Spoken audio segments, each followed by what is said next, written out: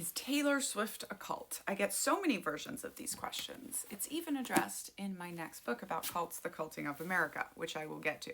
So no, Taylor Swift is not a cult. Taylor Swift is a person. She's also a brand. She's also a business, but she is a person, right? Taylor Swift was not a cult. In the Children of God, the cult that I grew up in, David Berg was not the cult. A cult is a group.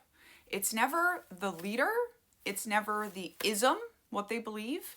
It's never the E or the ism. It's never the Christianity or the Mormonism.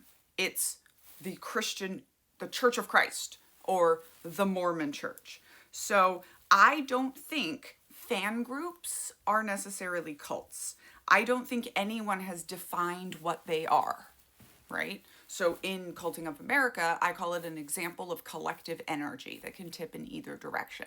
But I have been a devoted Swiftie for 20 years. I have been fully in the ideology, the worldview of Taylor Swift, right? But I've never been in any kind of group about it, not one. Not a chat group, not a discussion group, not a concert, right? Just like the Ianities, you can be a Christian, just like the isms, you can be a Muslim all by yourself. You can be a Swiftie all by yourself. It is an identity. Now, does Taylor Swift act like a cult leader? Absolutely. And more recently, can you engage with Taylor Swift's music in a cult fashion?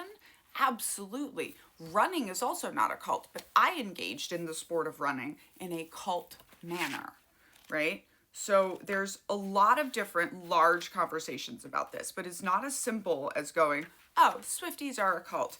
And nobody says this about sports fans or things that men are fans of, right? Nobody looks at male-dominated fan bases and says, is that a cult? So there's a level of demonization that comes out when we talk about Swifties specifically, because it is seen as being loved by girls and women.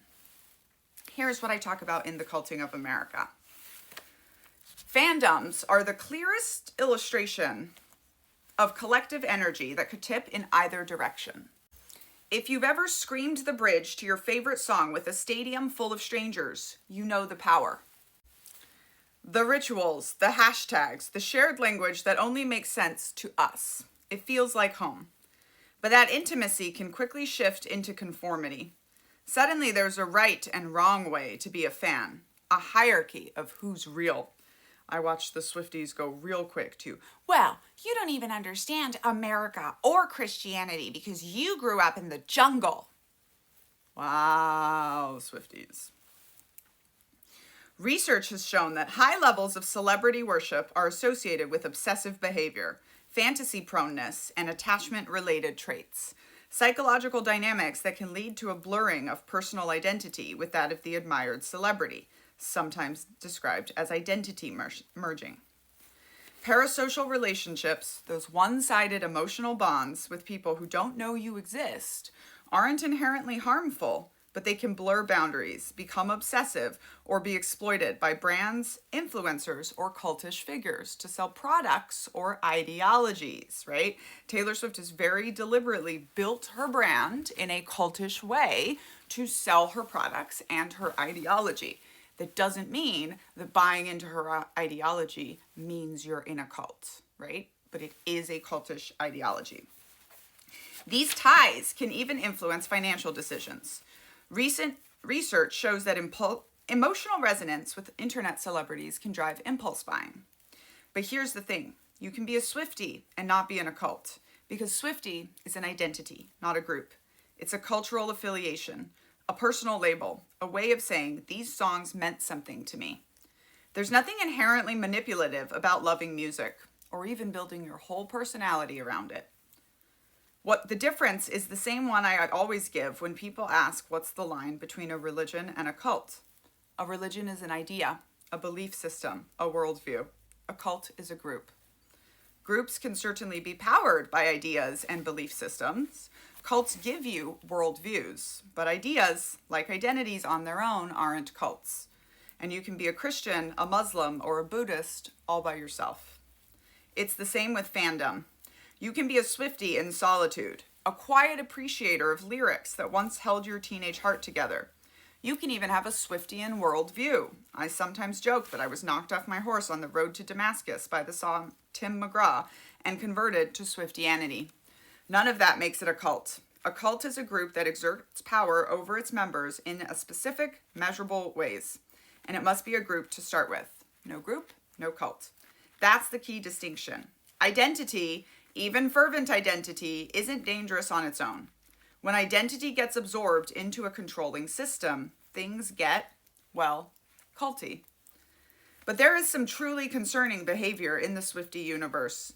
Obsessive online sleuthing, full-scale doxing of critics, refusal to tolerate any hint of nuance or dissent, digital dogpiling that turns an offhand comment into a days-long character assassination campaign. And then there's the monetization, the multiple album variants with one different Polaroid or bonus track, the merch drops, the parasocial intimacy wrapped in capitalist brilliance. It can all feel intense, cult adjacent even. But the intensity alone doesn't make it a cult. Neither does passion. What matters is the presence of a group exerting control. If Swifties ever start requiring loyalty pledges, cutting people off from their families, or punishing them from listening to Olivia Rodrigo, or sweeping up glitter after the party, then we'll talk. Until then, it's a fandom. Maybe a very committed one, maybe a little unhinged at times, but not a cult. Not yet, anyway. Identity isn't a cult. What makes something a cult is the level of control and harm it causes. Fandom isn't a problem unless people within it are acting abusively, which right now they are. The same goes for identity and affinity groups, whether it's a choice like political affiliation or niche hobby interest, or something you're born with like race, sexual or gender identity, or neurodivergence. Affinity groups based on shared identities support individual expression and empower their members. They allow disagreement and evolution. Cults, by contrast, demand conformity, suppress dissent, and often punish departure with emotional, social, or financial consequences.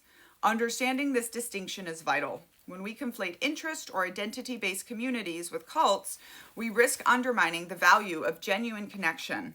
And worse, we risk demonizing a whole group of people. Hey, you can check out Culting of America, available for pre-order, attached here.